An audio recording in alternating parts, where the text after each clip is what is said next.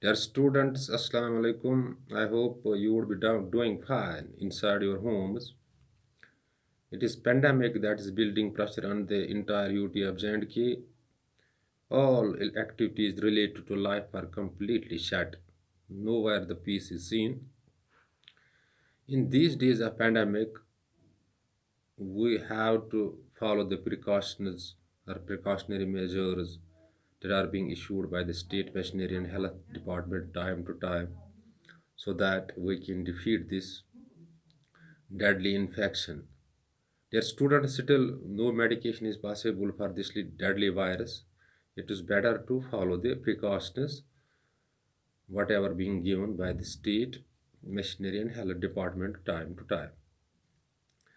Dear students, today we are dealing with class 10th as well as 11th subject political science. Through it is without use of whiteboard, through the communication skills of a teacher, you may learn something.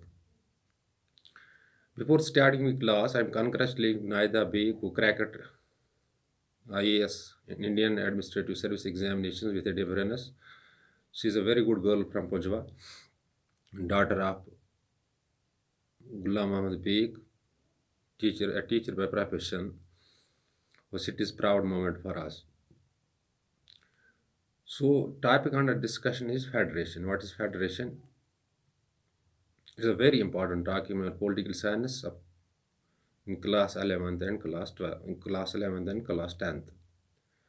Yes, students, the concept of federation has been borrowed from the Canada. Our constitution is basically bag of borrowing. Many concepts have been borrowed from the various constitutions of the world. So the concept of federation has been borrowed from the Canadian constitution. First of all, you need to know what is federation or what is federalism. In simple terms, we can say that federation is a type of or system of a government where you watch double set of government. One at the center level, that is called the union government or the union government or the central government, and second at the state level. These are basically not states; these are federal unit of India, federal units. We may say federal units of India in case of India. So the power is distributed between center and the state governments. So precisely you have to keep in mind that federation is a type of a system of a government in which power is shared between or distributed between two sets of the government, one at the state level, another at the central level. Keep in mind, federation is a system or a type of a government where you find double set of government, one at the central level, another at the state level. But the powers are not given to the state governments by the central government. They borrow their powers on which are subjects on which they exercise powers from the Constitution of India. Dear students, you might have seen in class ninth distribution of power. There are approximately 100 powers or 97 mentioned in most of books that fall in the union list. That is, on which the central government can exercise the powers. And second is that is the state list. There are approximately 66 subjects on which the state government can exercise powers. And then there is the third list that's called concurrent list. In concurrent list, approximately 47 subjects are there on which both state and center can exercise their powers.